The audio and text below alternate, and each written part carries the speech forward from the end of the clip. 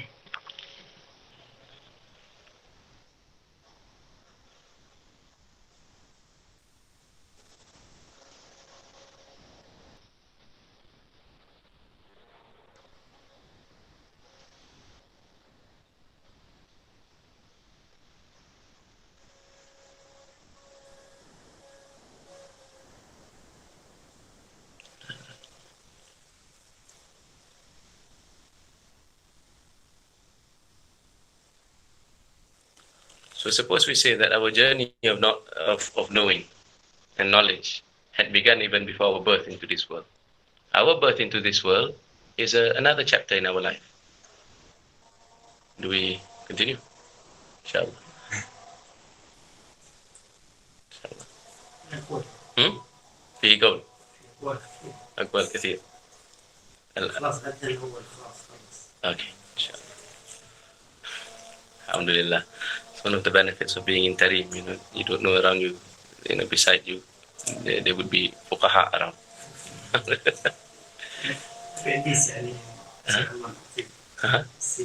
Okay. One of these he finished the whole one. Okay. Just focus on one. Okay. The other one is wait until everyone finish, then you answer one time. Uh-huh. And the other one is to answer each and everyone. MashaAllah, the best lah, I suppose. Which is the best, but it's most difficult. Yes. Allahu Akbar.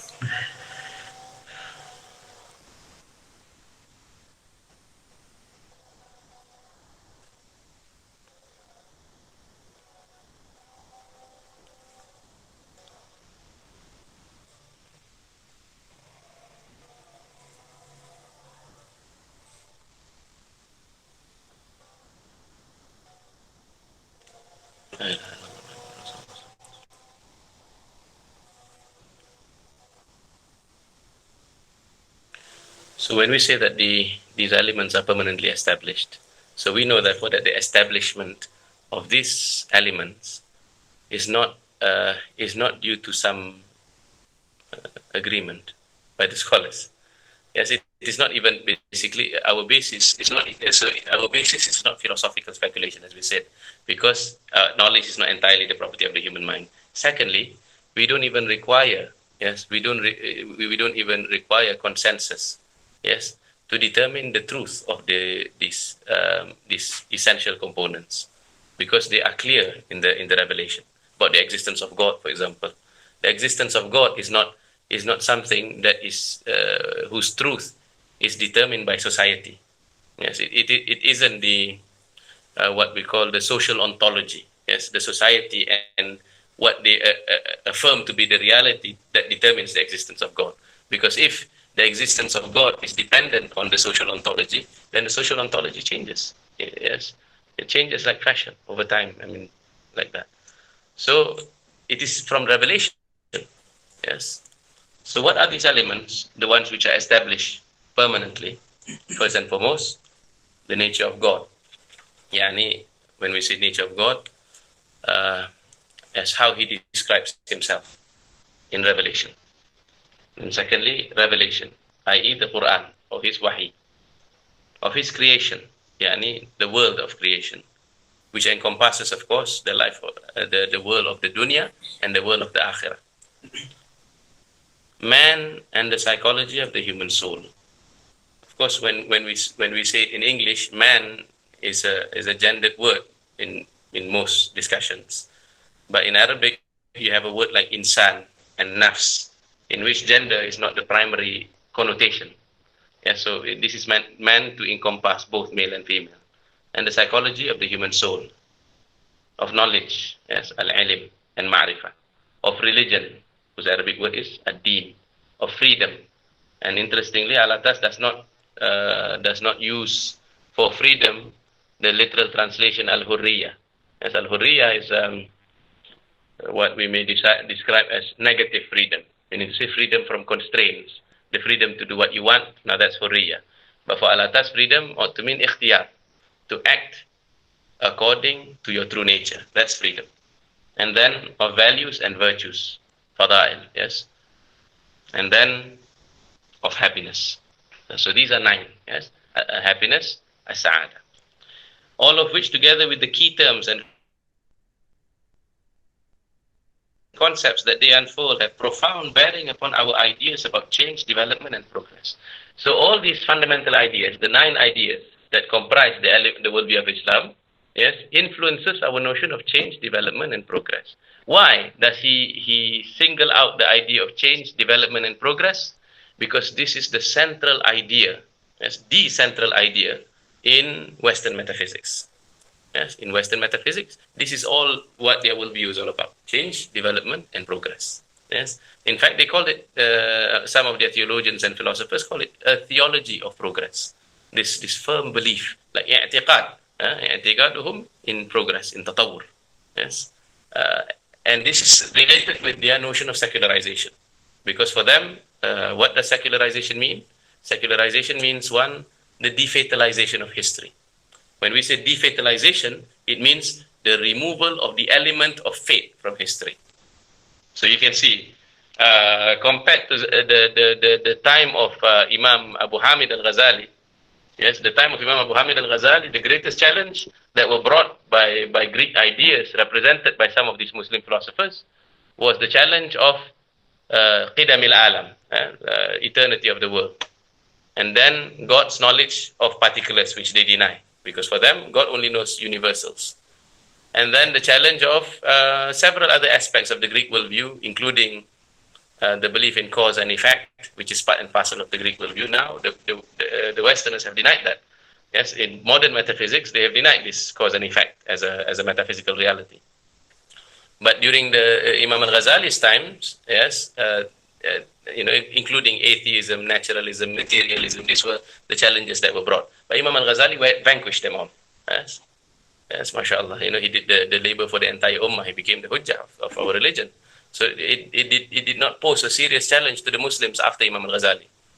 But now, yes, and first that we have to argue, in the time of Imam al-Ghazali, the Islamic polity was still at its height. It was declining gradually, but it was still the dominant civilization in the world. So the Muslims had this upper hand in which they are not oppressed politically, economically, ideologically, none of that.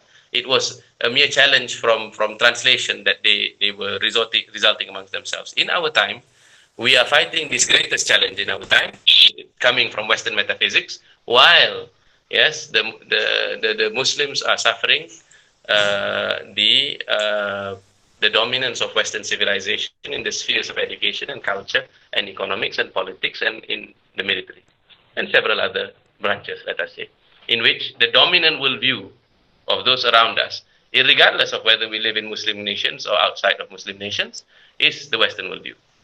And what then is the crux of this Western worldview? It is this notion of change, development, and progress that runs as the engine of history, because they've managed to defatalize history, the removal of qada and qadar from history. Yeah, so there's no divine determination of the engine of history. The engine of history appears to move on its own.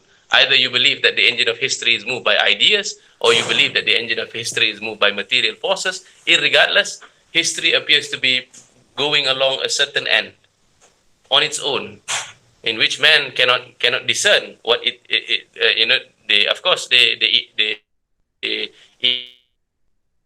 erect specific departments. They have future studies, and they also try, because they thought that they don't know what history is going to bring. They try to influence history. They try to bring out a picture of history that they wish to be unfolded. Like now, their discussion about the future of a world that is increasingly controlled by robotics and by artificial intelligence. At some point, they were fond of writing this genre of science fiction, and they mix it and they merge it with their mythologies, with the modern day movies like the Marvel Cinematic Universe. You will see that basically these are their efforts using their imaginative function to influence the future. And of course, their discourse in economics, like in Davos, their discourse in politics, the speeches that their politicians and their leaders make, they try to influence a certain future in history. In truth, it is everyone's game. Yes, but at the fundamental level, yes, in order to support this theology of progress thesis, are several disciplines of knowledge whose foundation is based on this, including, of course, the teaching of evolution. Yes, the teaching of evolutionism. Yes, evolutionism is not a scientific thesis. Yes, it is a philosophical thesis. Yes, the idea that the foundation of evolutionism is naturalism, the idea that nature is somehow self-sufficient, which is already a bankrupt thesis, isn't it? The belief in a world which is self-governing, a self-governing world, producing every known variation of organism and phenomena into this, beautiful picture, yes, is already something that the human mind cannot really accept. Yes, but they stretch it further. Yes, so and of course we know that the belief in naturalism and evolutionism is a defeatist belief. Let us give an example. I believe this argument was developed by the Christian philosopher Ben Plantinga. What's T? That's the best question, is it?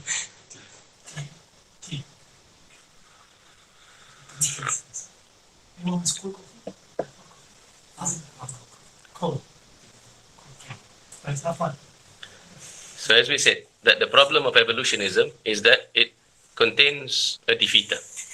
A defeater in what we call a philosophical argument is a self-undermining concept hidden within a thesis that makes the thesis impossible to believe. Now we know that those who are proponents of evolution, they believe that there are several things at work before man is a possibility. And supposing by man we mean an intelligent animal, a knowing animal. Yes? Evolution works on the principle of survivability, they say. Yes, they say the struggle of the fittest. And survivability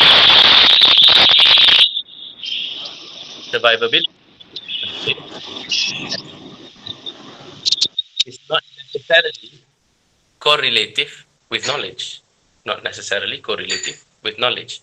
In fact, as we know, yes, according to the evolutionist world picture, everything evolves on the principle of those who are fittest would survive. Let us say, to give a human example, where human beings have started to influence that evolution.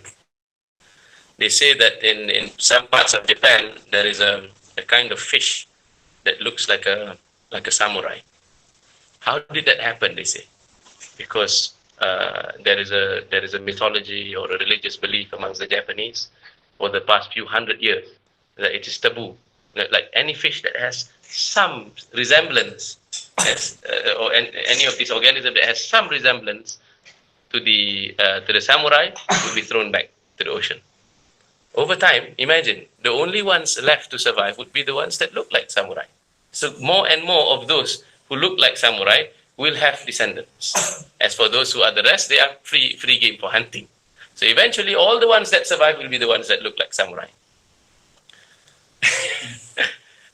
So this principle of survivability, therefore, is not selected based on knowledge, isn't it? It is based on mere fitness of survival. So if the theory of evolution is true, is correct, yes, that man arrived because of evolution, you have reason, therefore, to doubt man's knowing capacity, including his idea of evolution.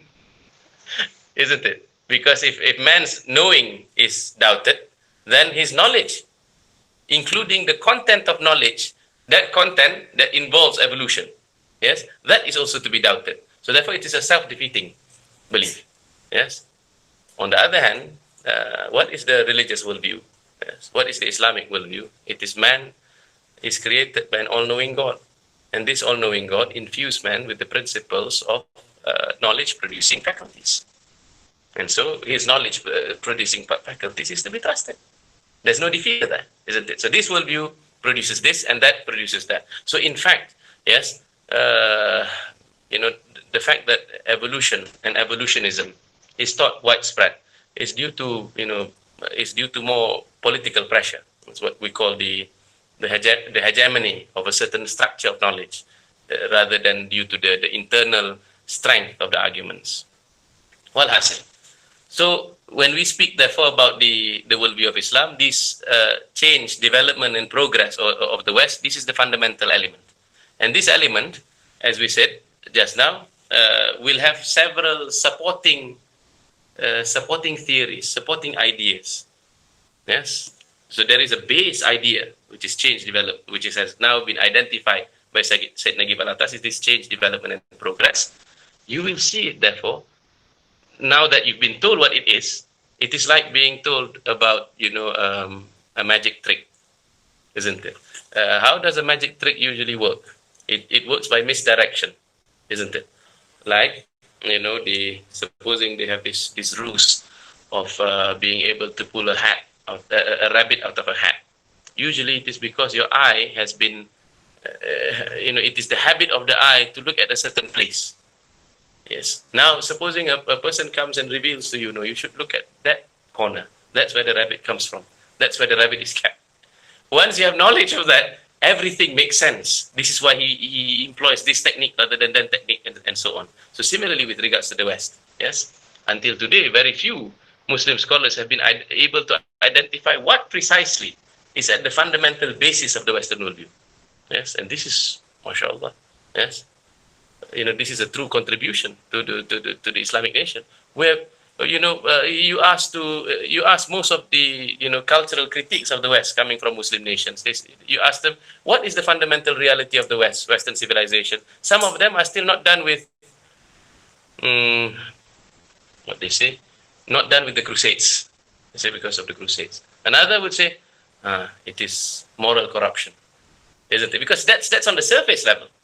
On the surface level, you will see this. It is the alphabet people. It is this and that. Yes, you see moral failure and corruption, but these are the external manifestation of something more basis, more at the base. And it is this base that produces all those other things. Yes, you can say also that the problem with the Western culture is its culture of relativism. But what produces this relativism? Yes, this ethical relativism, this skepticism, the rejection of metaphysical finality, the rejection of certainty. Why do they do that? Because at the core of that is this change, development, and progress. And this fundamental belief in change, development, and progress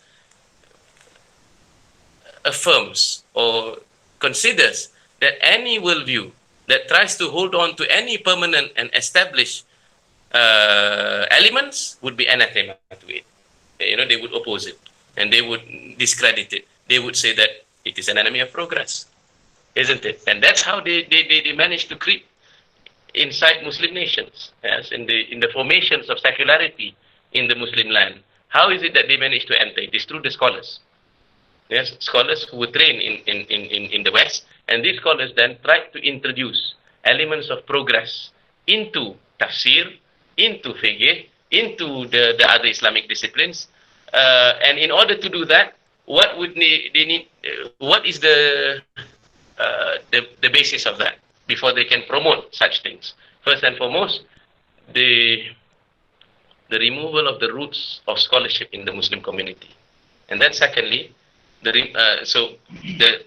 basically attacking the relationship between the general population and the scholars. But even more fundamental than that, it is the removal of the relationship from present-day scholarship of past scholarship, because past scholarship was rooted and it was not challenged by this change, development, and progress. But present-day scholarship, yes, this change, development, and progress has become such a mantra. Yes? It's become such a creedal position that there are Muslims more than willing, more than ready to claim to be an expert in the Islamic sciences, to be an expert in this or that discipline, to defend this movement of change. That's why it is to our surprise, isn't it? That why? I mean, those of us who have had the opportunity and the benefit of studying with classical scholars, we find it very strange indeed that they would insist that we must change in order to fit with the spirit of the times. This is like we must change in order to fit with this what they call the universal spirit of beauty, equality, these very vague terms, as opposed to that which is established in the Quran, which is established in the worldview of Islam. So what Allah has done is to treat the problem at the very fundamental level, such that the second and third layer scholars, the second and third generation scholars who understood this, they will be able to implement it in the various disciplines. Now, when we say that what Allah has done is at the metaphysical level, yes, it does not mean that he's an impractical scholar. Yes, but he ought to be given the freedom to solve this problem, because before the practical scholars, yes, can properly offer a solution to the problem, they must settle it at the level of metaphysics. And we know this because even when in the early periods of Islam, yes, the coming of the Quran first establishes the fundamental metaphysical proposition, and after that is built the practical, the practical aspects of that. Even though there are certain practical, let us say, commands in the Quran, even in the early periods, let us say in the Meccan period, Meccan revealed surah, it comes all together intact with the metaphysical assumptions, like that charity is something enjoined. Freeing slaves is something enjoined. To help the poor, to help those who are closest in kin amongst yourselves. These are all commanded by Allah subhanahu wa ta'ala, even in the early surahs. But this is dependent on your belief in Allah subhanahu wa ta'ala. It is dependent on the belief in akhirah. And these are the metaphysical foundations. Yes? And if you do not have the metaphysical foundations, then what is the meaning of those things? Because it becomes riyah. In fact, it becomes a sin, some of these actions, if there is no metaphysical foundation. And what is now being challenged is, in fact, this metaphysical foundation. So, do you have anything we can write on? Yes, do you have? Oh, mashallah.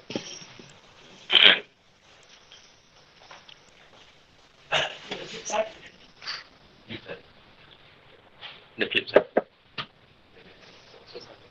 Oh, okay.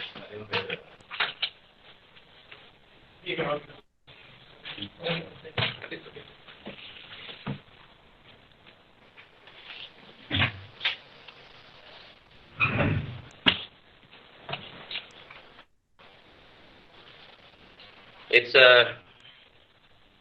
I rarely write anything when I have any of these lessons, but of the things that I think is worth writing, this is something which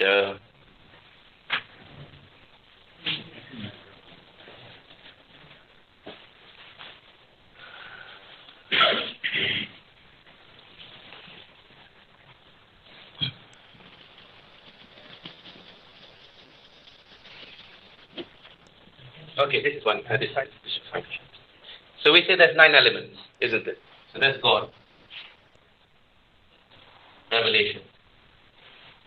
And what comes next? Do you have the book? Creation. Creation. The world. Man. And psychology. So, knowledge.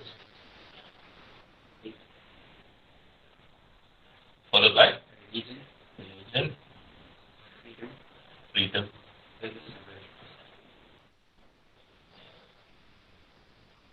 Choose. Happiness.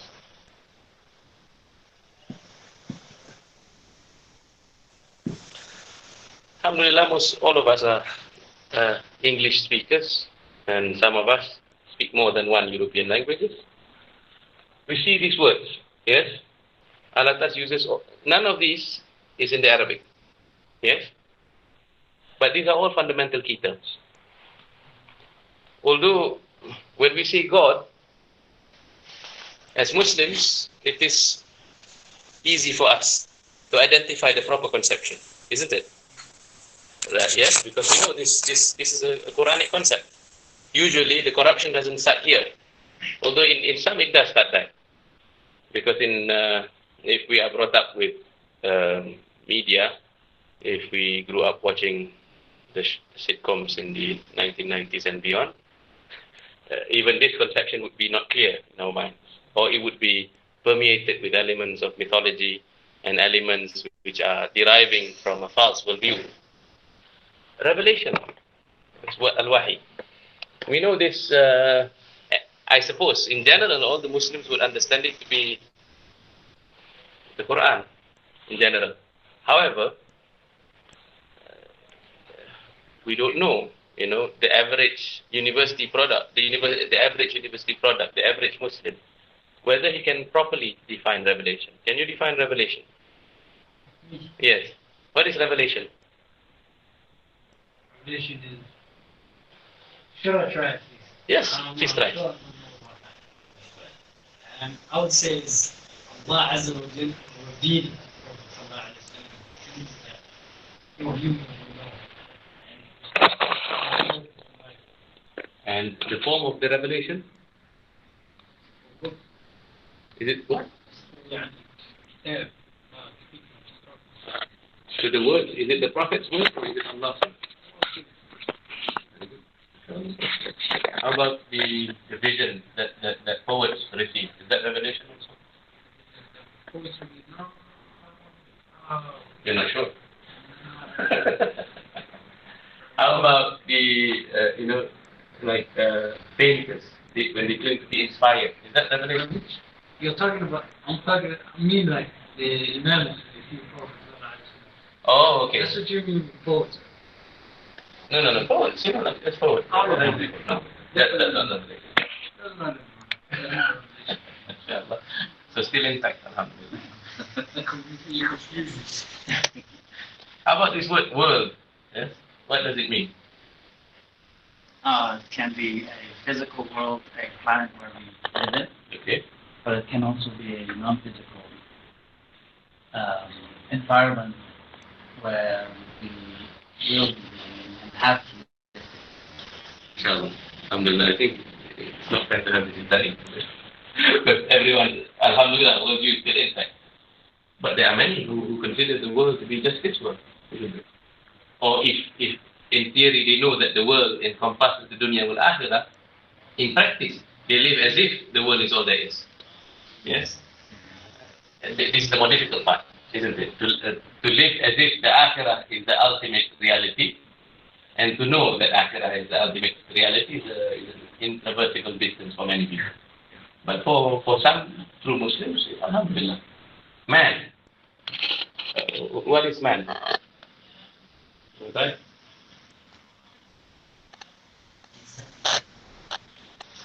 In the sense of the man is like the Saudi mentioned in the ayah.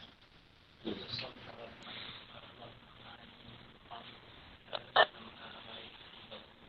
So man is both body and soul. but like you said, it's very Alhamdulillah. Alhamdulillah.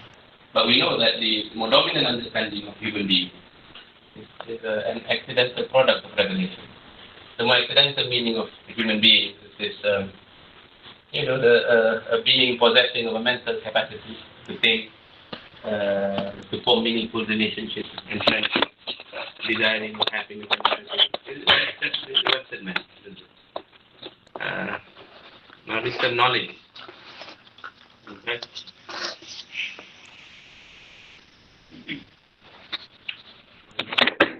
What? Oh, what corresponds with the truth, with reality. Yeah, that's one definition of knowledge. So it encompasses both al-ilm wal-ma'rifah, is knowledge. But for them, knowledge is entirely the product of human mind. Knowledge is the result of scientific enterprise. Knowledge is valid interpretation of the products of human reason. Knowledge is the study of the artifacts of history. That's knowledge. It's been restricted to that. In fact, in teaching, in the universities, there's no element of knowledge which involves market. In university, there is no element of knowledge that distinguishes between the part line and the part fire.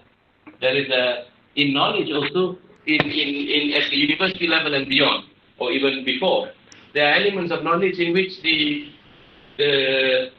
aspect of correspondence to waqi is not necessary, because they have what you call sensitive knowledge, isn't it? They have what you call just dhanni, yes, until proven otherwise, but they consider it part of knowledge.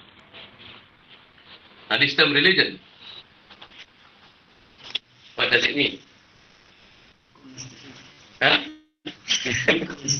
No, we want to, this is like a survey of how we understand these words.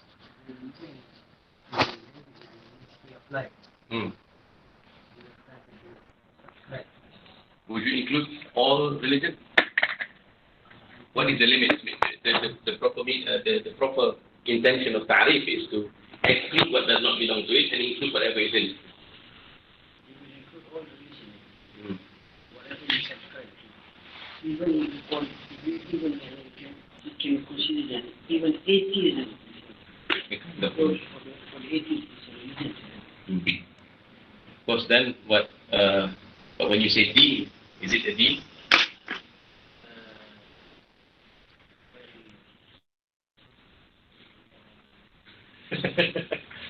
Now, this is the thing, because the word in English and religion, it does support that conclusion. Football can be one's religion. Basically, any form of thing that moves, or the belief in the unseen, in some sort of thing that moves your soul, that's religion already. But we know, yes, that this word religion in the worldview of Islam is a specific meaning. And we know that in truth, in the Islamic sense, we speak of true and false religion. And the true religion can only be the one that Allah subhanahu wa ta'ala affirms or accepts religion. And then this word freedom. What does it mean?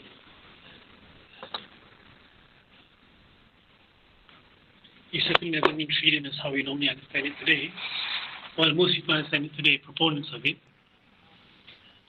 In Islamic sense, freedom would mean freedom from the lower self, freedom from satanic persuasions, and so forth. Freedom in order to be able to serve our purpose. Now you see this, alhamdulillah, because we are in a room of students of knowledge. May Allah grant us beneficial knowledge. In us already we see that there is a distinction between the true meaning of the word and then there is the dominant meaning. If you watch them, maybe you try with happiness. What does happiness mean?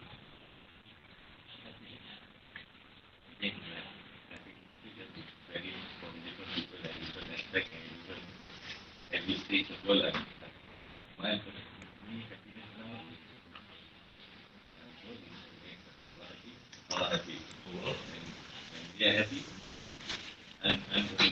It's not everything will be perfect. But again, it changes with experience, age, maturity, and knowledge. So we have these and values and virtues. Where did we give it back? Well, this is something that I guess would depends on the age.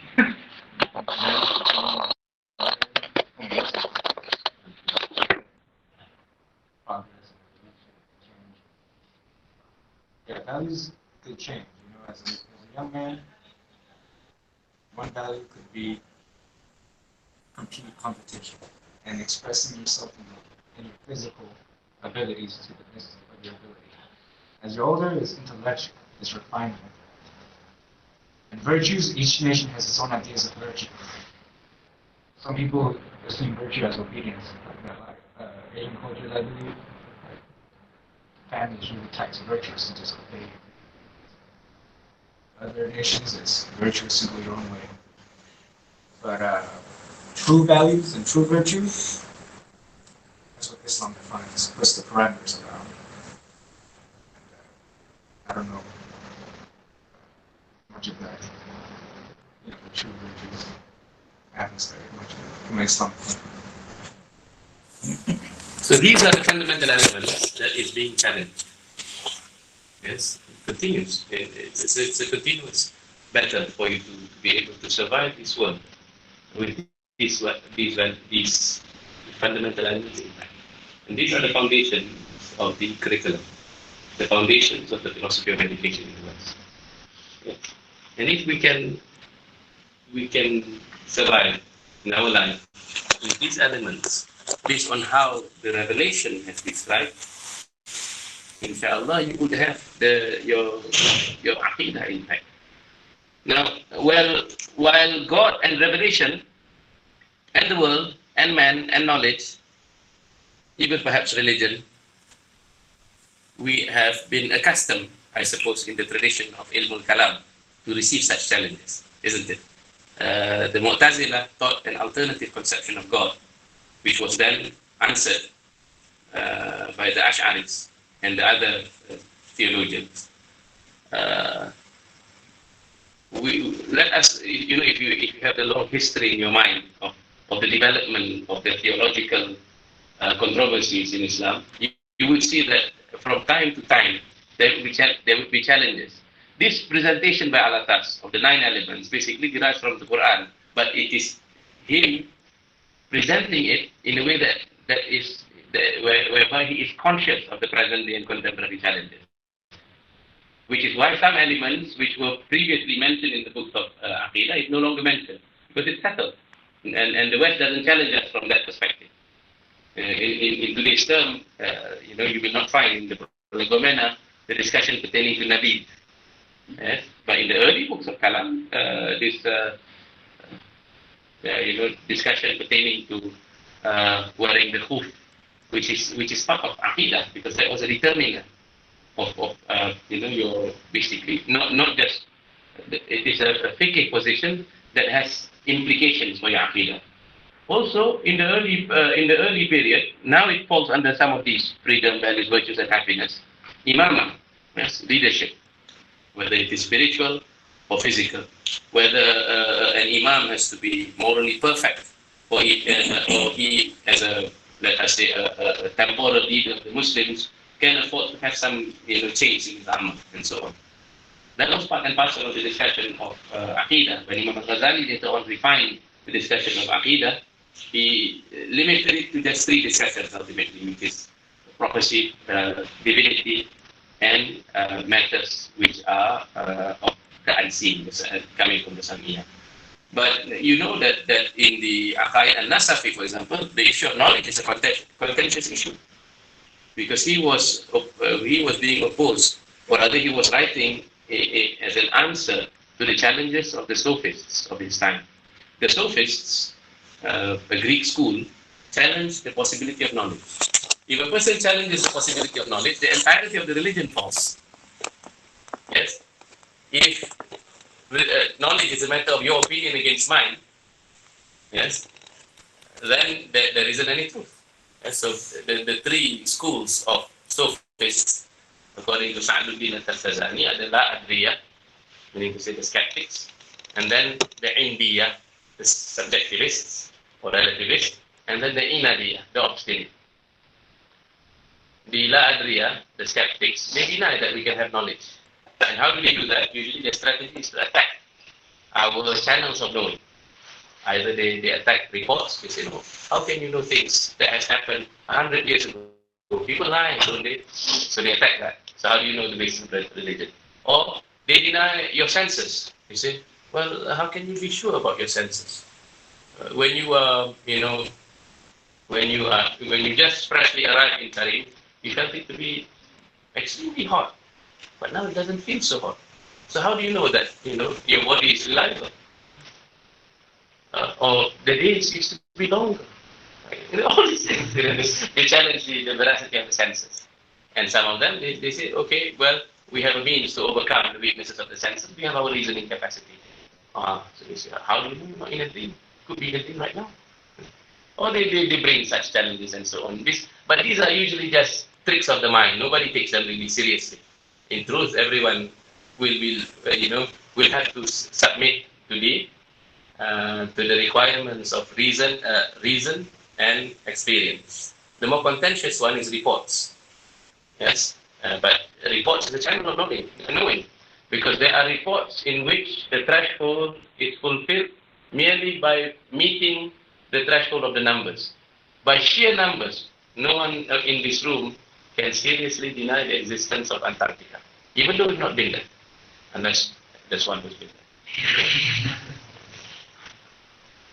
Yes, I used to say Iceland, but in Sweden, somebody has always been in Iceland because yeah, or Papua New Guinea, but you could have been there. You've been there. So you cannot so Antarctica, inshallah. Yeah, none of us have been there. But how is it that we cannot seriously deny its existence? Because by sheer numbers. But there are some, and also some historical facts, isn't it, about the existence and death of past kings. Sufficient amount of reports have established it. There's no use trying to deny it. Like the existence of Napoleon. Can a respectable person say that, no, this Napoleon is just a fiction of history? No one can say that. Because by sheer numbers, it's established like that. So now our scholars are saying that report is you can establish the truth of at least an aspect of revelation, the veracity of the report, yes, by tawatur, meaning to say this, just this amazing amount of Sahaba who reported having met the Prophet and who have carried the report of the Quran from generation to generation. And we add the other threshold that not only do they report claiming a revelation from the Prophet, they also claim the particular form of the report. And this report, also we have to add the further requirement that the mind cannot conceive they will all purport together upon the line. And in this second requirement, perhaps only the Quran passes the test.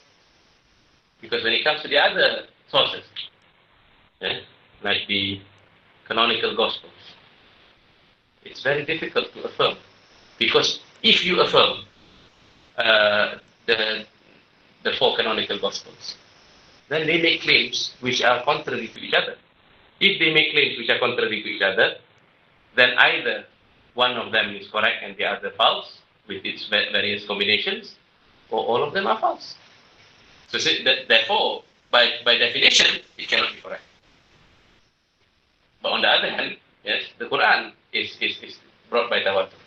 So these are the sort of things that makes the religion of Islam established upon knowledge. And this discussion prefaces the Aqaid al-Nasafi. And so knowledge was a contentious issue in Aqidah. Because if you do not have revelation, then aspects of your epistemology fails. And then the world, at some point, also poses a challenge. Because some of the physicists challenge the conclusions of revelation. And you see how, therefore, studying the history of Kalam is important, because you would know that the West has been an adversary to Islam for generations. And they have tried from these routes, and they continue to try from these routes. So in the past, they say, well, you claim that the world is a creation of God. Yes? So if it is a creation of God, it must have had an absolute beginning. So then, explain to us how the world can have an absolute beginning when the world consists of elements which changes in one form into another form, but never gets really destroyed. Yes, this suggests to our minds that the world has always been. The only thing that changes is that the forms change. Yes, and they believe in that time, based on the physics of Aristotle, there is this that the world is composed of the sublunar world is composed of the four elements: fire, water, air, and earth. And the beyond the lunar realm, there is a fifth element, the ethereal element, the unchanging element. But they say at least in the sublunar realm, everything will change and morph into something else. You know, when human beings die, they become a corpse. You know, like the circle of life. Lion King. So they believe this is forever like that. So when our scholars were faced with this challenge, you know, they didn't simply find shukuk. They didn't simply find doubts in the Aristotelian system. They created an alternative system to answer this. They said, no, they said, rather, we challenge your very physics.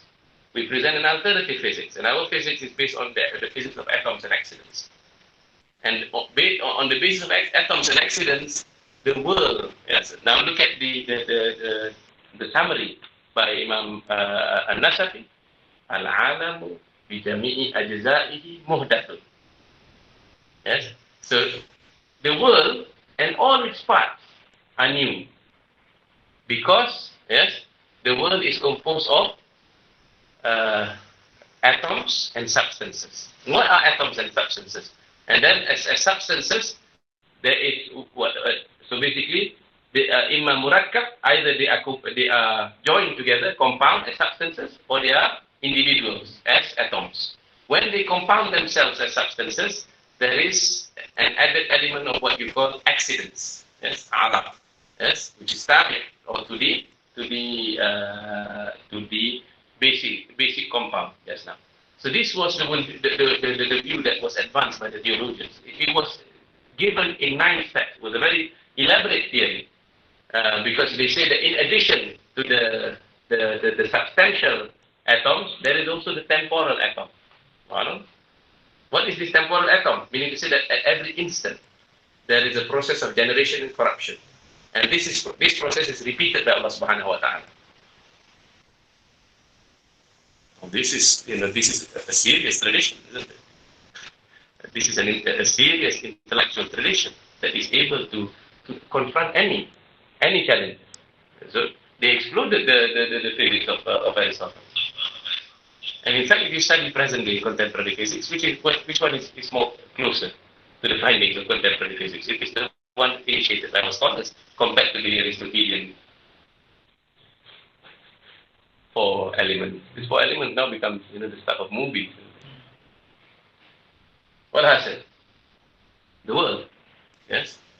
Man also. In the past, there wasn't really any serious challenge to the concept of man, because in the Greek mythology, they had this idea that man maybe like to claim themselves to be descendants of the gods. Yes. But eventually they lost belief in gods. So so man is an enigma.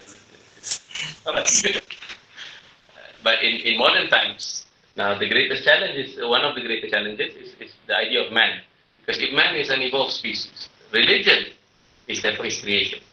And this appears to be the conclusion maintained by the likes of Sigmund Freud, and before him Spinoza, Friedrich Nietzsche, and several of these philosophers. They believe that religion is man's creation in order to sustain living in this world, and so on. Yes, all these other things. But Now, when you look at religion downwards, now these are the contemporary challenges. And we see just now how the world could have implications for our fundamental belief. Revelation, man.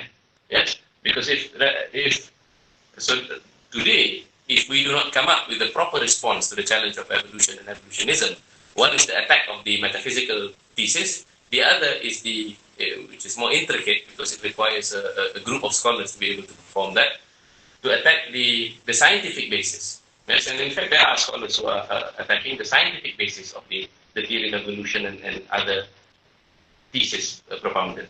Because if that is not seriously met, that challenge is not seriously met, that would have great implications of the other. And likewise, knowledge.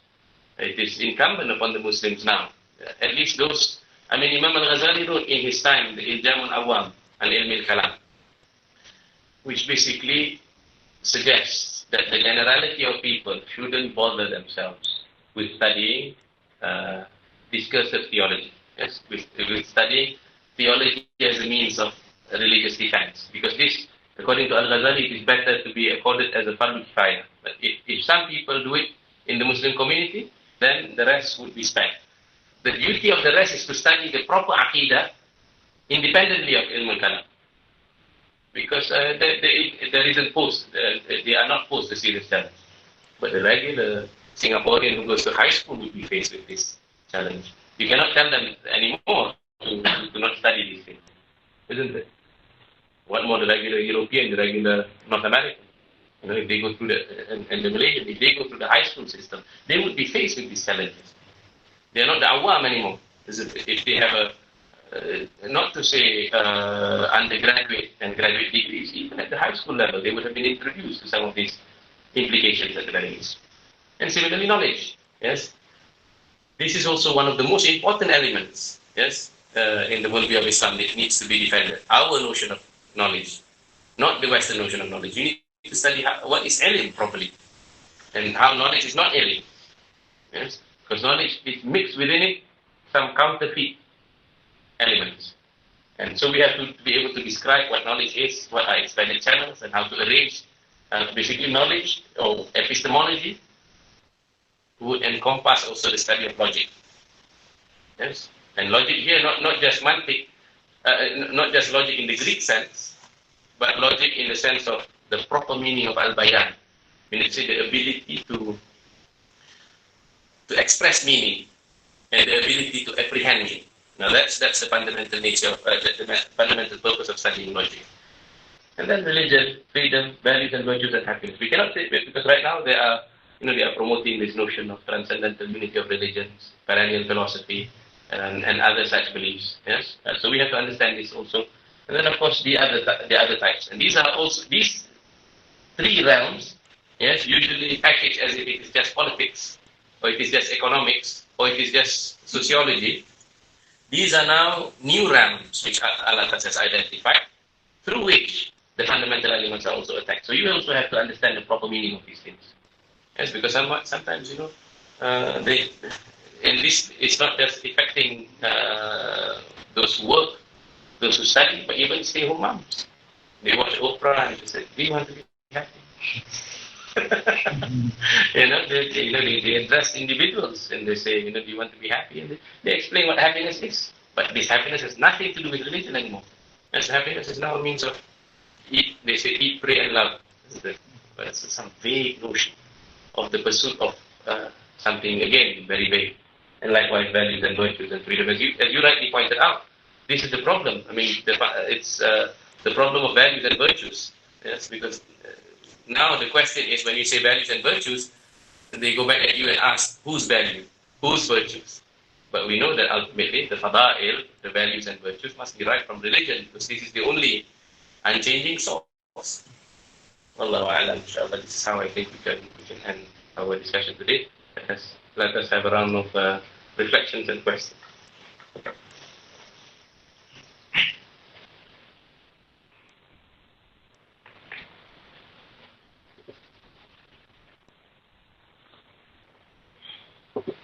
I suppose I'm keen to look into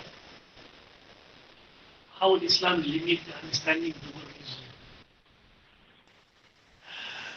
Of course, we put aside the meanings of all atheist and religion. We constantly say Al-Kitab, that's it. Yeah, I suppose what would be the Islamic understanding of religion? Because it has some fake implications on my part. Yeah.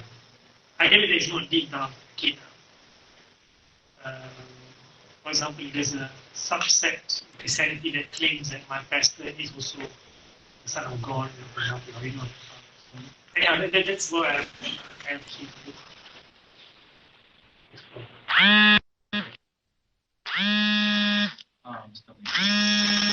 The reflection can be just like some important points that we bring home today. And if there are any lingering questions, you can pose it. I remember I've had discussions when I was with people. They talk about topics. They always quoted some Jewish names and about society and social principles and values and virtues. And you in the West, in Holland, you are confronted with these things, and it makes you question. And if you engage into them without having a strong foundation, you'll be wobbling, you'll be shaky.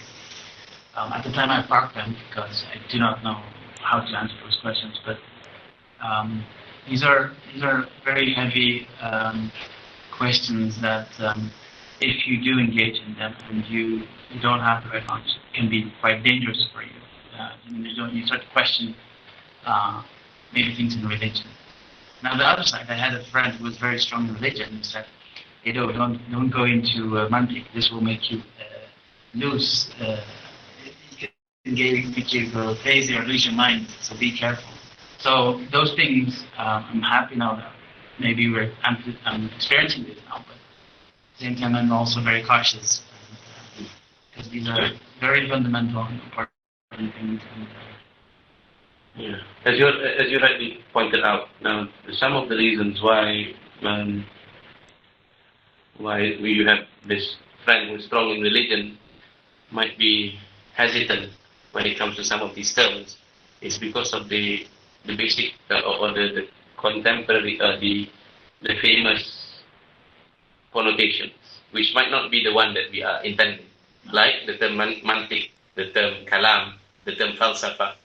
All these terms have to be properly defined. Yes, because if you say mantik in the Greek sense of the word, then of course there are certain aspects of their mantik which we reject, isn't it?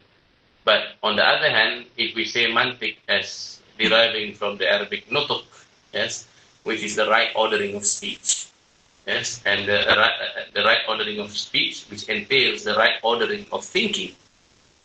Now that's something that is fitrah, isn't it? That certainly Islam promotes clarity in speech and clarity in thought. And we see that several arguments that is being laid out in the Quran, which follows the mantik, let us say, the proper sense of the word. So sometimes we end up arguing because of the terms were not properly defined. Like the term philosophy. If we mean by philosophy, the Greek philosophical experience and their conclusions, we might disagree. But if by philosophy we merely mean the survey of reality and truth based on a particular religion, then for us it's ilmu tawhid. For us it is ilmu kalam, like that. That is our philosophy, like that. But philosophy in the modern sense of the word, we might disagree with everything, including the method, including the content. The philosophy is fine. These 19. Yes. First, it's not limited to this 19. Yeah. These are fundamental, but if there would be others that would follow them, yes, like by implication, like that contain tadamin minhum. There would be others which may emerge also if new challenges emerge. But at the present stage of civilization, these are the most fundamental ones.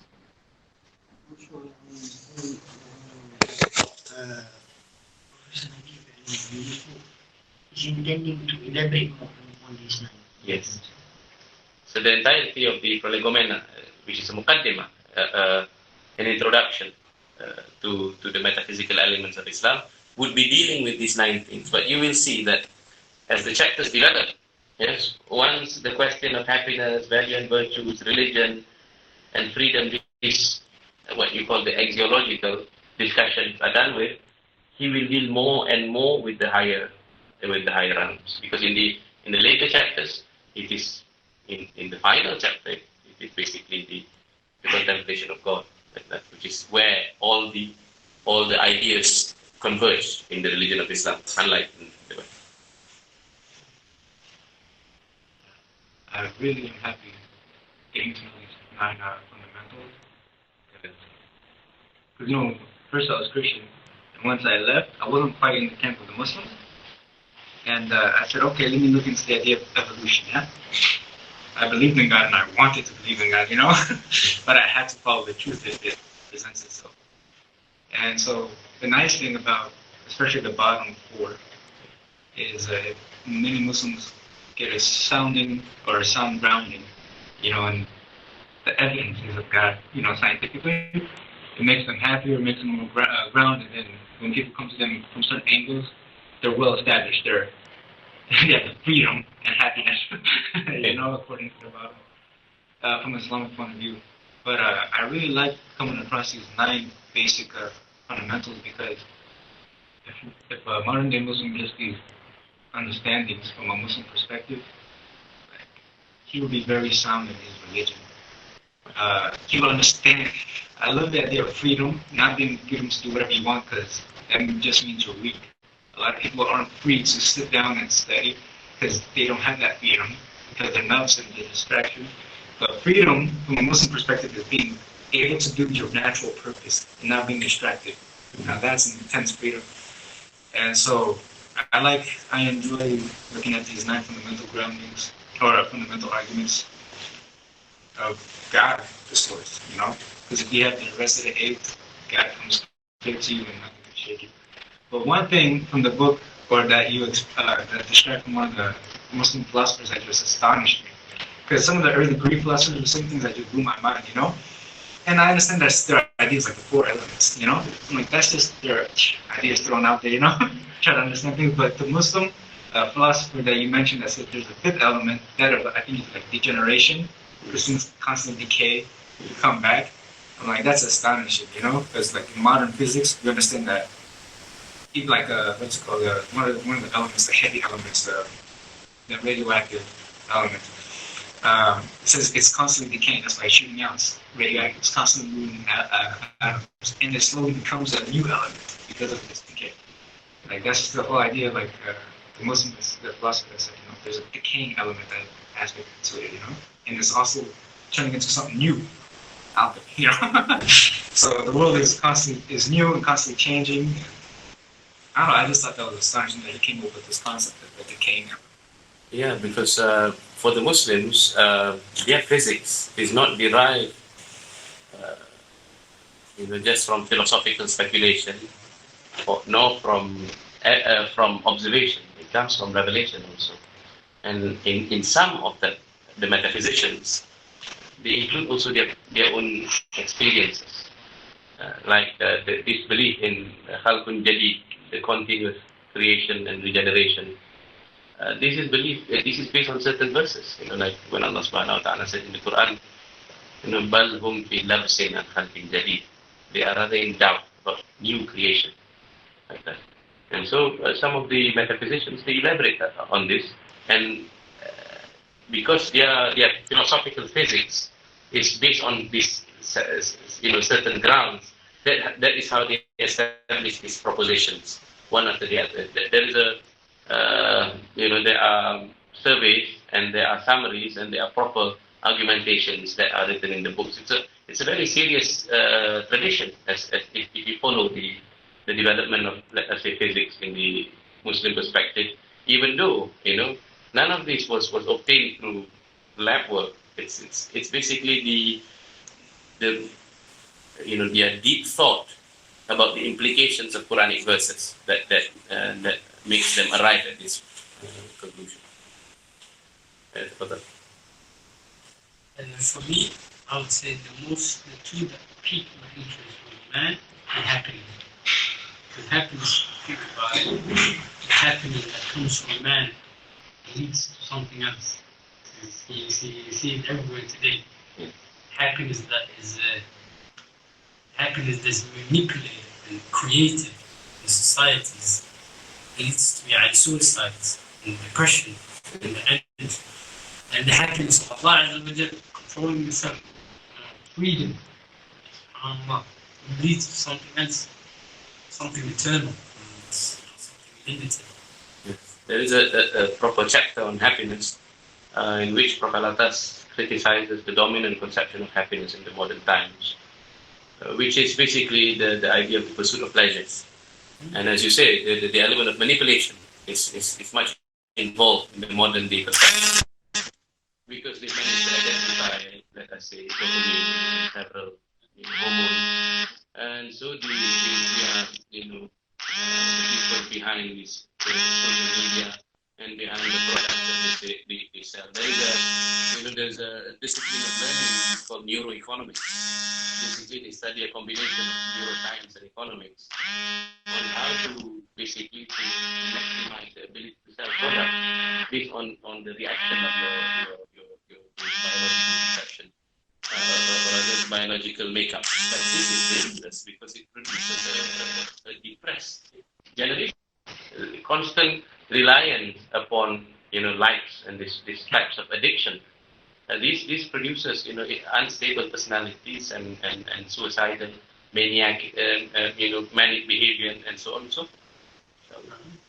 I was also interested in man, in the evolution. It really didn't make sense to me the first time I heard it. Because my teacher was teaching it in school.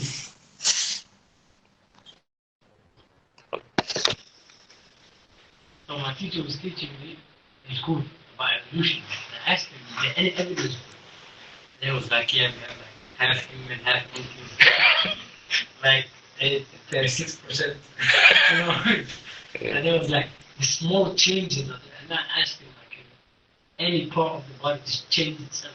Like, any part of the body. Like, yeah, small parts can just change. Now, what caused it? I don't know.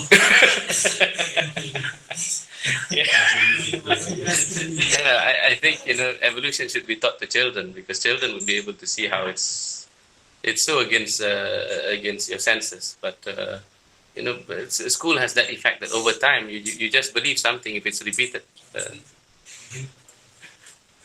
I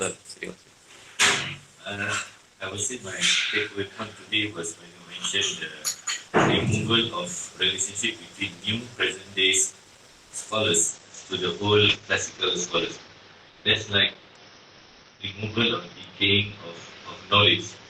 Like from here we see what our scholars with the proper salat from Rasulullah SAW, it never got decayed, or there's no break in the chain. As soon as, for example, for me, if I go to Singapore, before I'm in this circle, there was a lot of things going on. People like, when my boys were growing up, I sent them to this circular, not say circular, mosque, madrasa, they call it kids alive. And now, they are even the LGBT or gender equality is in the syllabus. So this is a clear cut that's happening right now.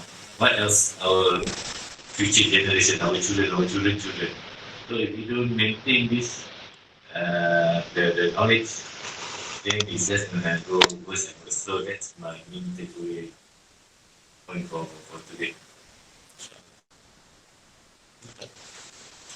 MashaAllah, these 9 things, I would like to rather say it. It's good to know these 9 points so we know where to focus when we go back home or da'wah and stuff. The 9 things that we should focus on mainly. That was MashaAllah. So Professor Atas laid it down like nicely on our problem nowadays.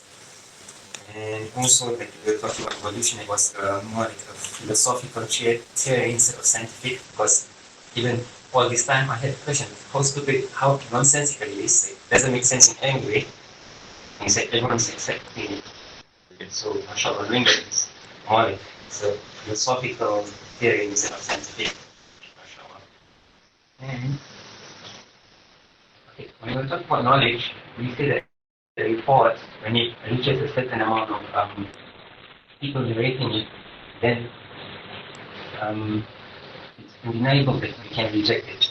But we still have people like who reject all these reports saying there's no physical evidence.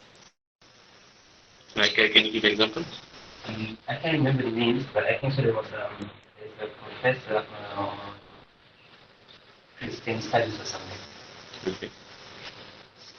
But he was a Christian, but then he left Christianity without any religion. Okay. You know? No, but what was his claim? So it wasn't from him. Someone else made the claim that there was conception of Jesus Okay. because there's no physical evidence. Of Jesus. Yeah. But what would it take? So the professor said there's so many things that so basically he asked the person to believe in, I think, so the previous presidents of America. So they will be him. So do you have any physical evidence? This is my own. It's answer. Yeah, certainly. Of course, as we said, there are certain claims that is sufficient to be proven merely by sheer numbers, but not all claims are of that nature, isn't it? Because there are some reports which are brought by big numbers of people, but we know that this is not something that can be established just by sheer numbers of people. Let's say, especially if it goes against other things which are more established. Like we can question: did they really experience that, or is it based on stories that they hear? Like supposing a number of people report a certain event in history, and we know that somehow they sound suspiciously alike, to such an extent that we say that no, this is just a group of people reporting from one source who was wrong. So that's possible too. But the examples which I gave just now were the existence of certain individuals. And when we say many people, this would include, experts, professors, historians. There's some notion of authority also. People who wouldn't lie, people who would not be mistaken, and so on and so forth, such that it becomes established. But the other thing that you said, it is a very important aspect in da'wah, especially to discuss the bottom view.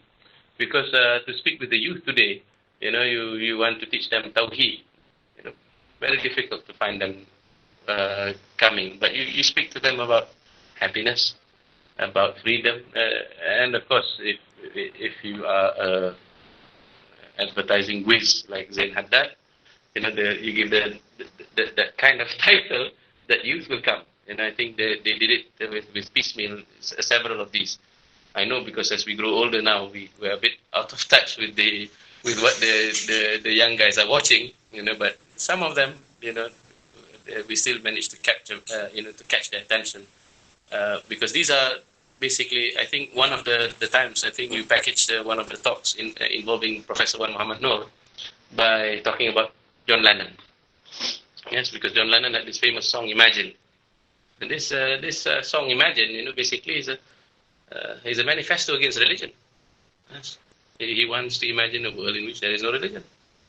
And there are others of that's become like sound bites that we can address. So basically through songs, through movies and dialogues, which are often repeated. Usually this is how the elements of the Western worldview becomes transferred. Yes. There was a cartoon I used to watch. I remember this so clearly. And it was this guy's in a spaceship. Like, we don't need God. They literally said that we don't need God. Science can take us to the future. And science, we just need to expand the future of science. That's your theology of progress. Your theology of progress encapsulated in cartoons for children. But they make fun of themselves also. If you watch or have read the Hitchhiker's Guide to the Galaxy, the group of human beings, they built this supercomputer. Literally, it was in the movie it's presented as a large computer, and they sent this computer to space, and they sent in the computations to solve the riddle of what is the meaning of life. And then after some journey, it came back and the answer is 42.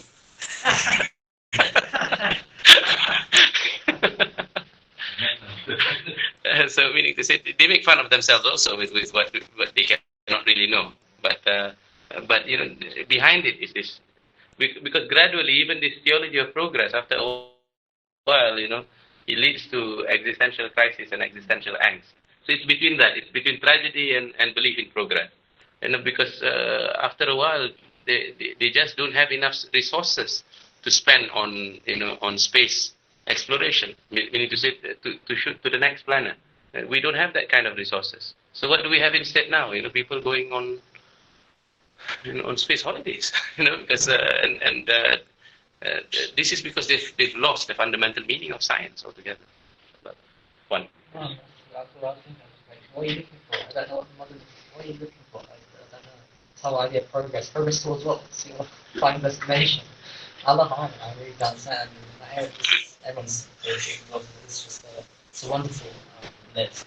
Because, especially when going up in a Western secular school, when you have conversations, the points they attack now, it's not like God given revelation or man, it's like the virtue, like was you supposed to send virtue or something like that. Now, that wasn't a question that was a question before. Now it's a new question, like, well, he's not applying, he's not doing our virtue, he's validating, yeah. And it holds freedom to new thing, and so inshallah, like I mentioned, are they going to have more lists, like they're going to go to more specifics? We just have to be experts in these, it seems to be like to have the answers for all of these questions. Upon a question, just now I didn't understand that very well. When you said about knowledge and about the theory of evolution, and then if there is theory of evolution, then there's no real knowledge, and then so the concept itself, the concept of it is defeatism. Yes, it's what you call a defeater in basically in your argument, in your theory, basically. Meaning to say that if evolution is true, evolution is also not true. How is it? Okay. So basically, as we said just now, if evolution is true, then you have to explain how mankind came about, isn't it? So mankind came about by virtue of an accident and by virtue of possessing the survivability trait. We were not selected by evolution, let us say, to have knowledge. We were selected by evolution because of our, because of the organs and everything. It's good for survival, basically. Meaning to say, when the environments changed, somehow we were able to survive over time. And now, of course, they have refined the scientific theory, so to speak, by adding elements such as mutation and so on and so forth. But nevertheless, the basic philosophical thesis stands that none of these elements or none of these aspects of the theory of evolution that led to the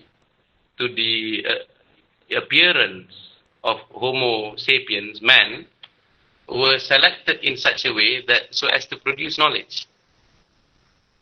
Yes.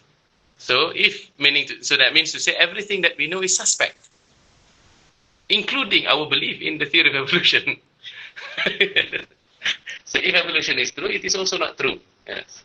Has there been replies to that? Well, that was the basic argument by Alvin Plantinga, and they had one of these. It's a very nicely published book with a very nice image in the cover. It's called, I think, Knowledge of God: Great Debates in Philosophy. And I don't think his opponent, Michael Tooley, properly addressed that question. He just brought out another argument against the existence of God. This problem of evil and so on and so forth. But this is a very powerful argument, I think, by Professor Plantinga. Can I add on to that point about AI? Yes. Because the first time I heard it, I was thinking about it for 2 months. If you think about it, really, AI is limited by our mind, so therefore we cannot surpass it. We created the internet. Therefore we cannot surpass our mind. How do you think about it? all knowing that we had before we now therefore cannot become us more superior to us. It cannot surpass us in any way. As we created it in the limit of our mind, we limited it to our mind. Okay. It cannot surpass our mind. Yes. Okay. I think sorry for the people online. I think maybe they have not been following after a while. No recording. Oh, okay. So yes, they're all here. Inshallah. All right. Well, thank you for our online participants. Inshallah, until we meet again next week. Wassalamualaikum warahmatullahi wabarakatuh.